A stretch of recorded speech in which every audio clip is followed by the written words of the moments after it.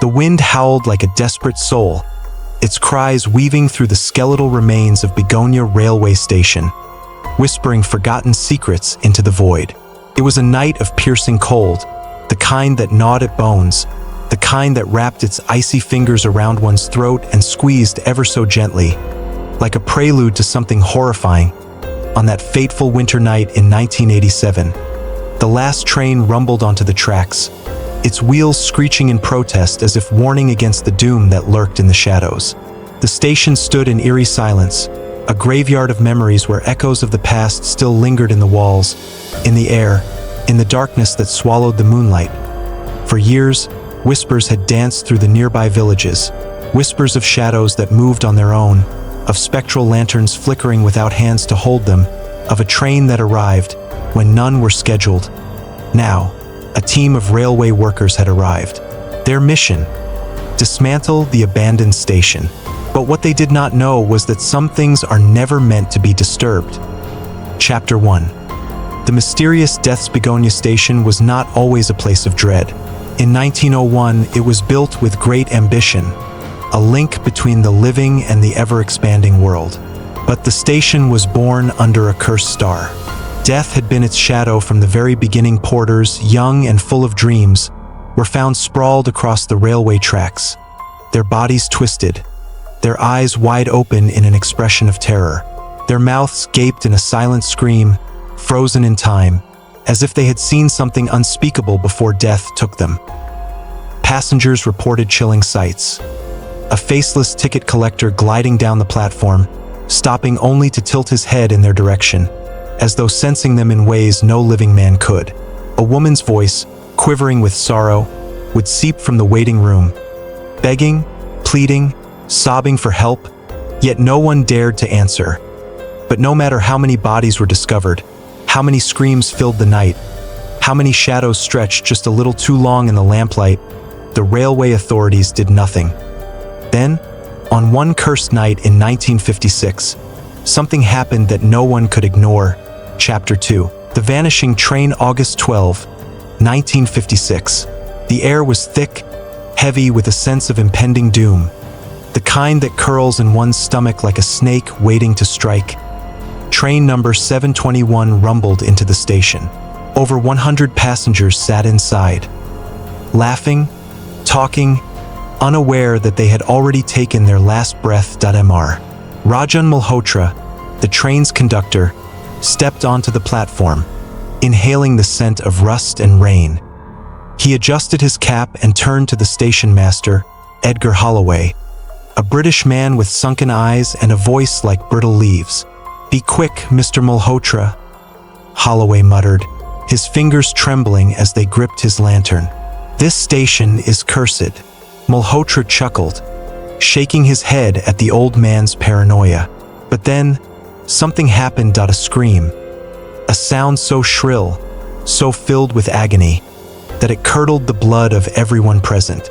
The air turned frigid, and a dense mist slithered through the station, curling around the train like ghostly fingers pulling it into the unknown. Then, silence. When the mist cleared, train number 721 was gone. Not derailed, not crashed, just gone. Not a single passenger was ever seen again. Their names were erased from existence, their memories fading like whispers in the wind. The station was abandoned, shut down, forgotten. But evil never dies. Chapter 3. The Ghost Train. The village elders warned people never to step near Begonia Station after dark. But curiosity is a stubborn curse, and some ignored the warnings.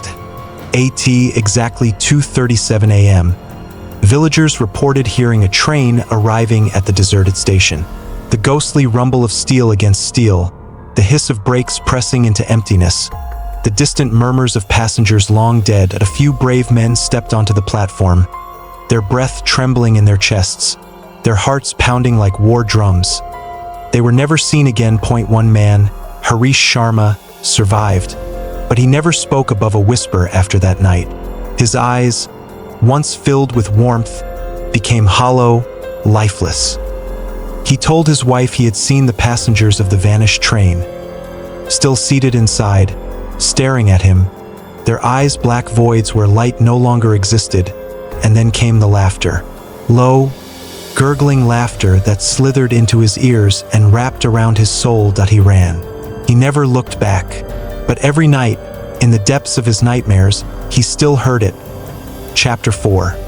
The Paranormal Investigation. December 1987. A team of railway engineers arrived at Begonia, scoffing at the stories. Ghosts? Curses? Nonsense. Aniket Varma, a man who had spent his life defying superstition, led the group. He was a skeptic, a realist. He did not believe in ghosts. That night at 2:37 a.m., he became a believer. The temperature plummeted, colder than anything natural. A thick fog crept in, swallowing the station. Then, the sound of a train. The workers froze. Out of the mist emerged train number 721, its carriages glowing with a sickly pale light. The passengers sat motionless, their hollow eyes locked onto Aniket. A woman with tangled hair and a torn sari raised a skeletal hand, her voice a whisper of the dead. "Come inside." The waiting room door creaked open. Inside, dozens of skeletons sat in silence, their fingers clutching rusted tickets. Edgar Holloway, the old station master, sat among them, his lips curling into a wicked grin. Aniket screamed. The train let out one final whistle, and then it was gone. Chapter 5. The final revelation. Aniket never spoke of what he saw, but the very next year, Begonia Station was demolished. Those who took part in its destruction fell ill, died mysteriously, or vanished without a trace. The land where the station once stood is now an empty, barren wasteland. Locals refuse to go near it. But still, every year on August 12th at 2:37 a.m., the wind carries the sound of a train that no longer exists. The laughter of passengers who will never leave. The whisper of a conductor calling for someone. Perhaps you do so if you ever find yourself at an old railway station, all alone in the dead of night. Listen carefully. The train might be coming, and this time it might be coming for you.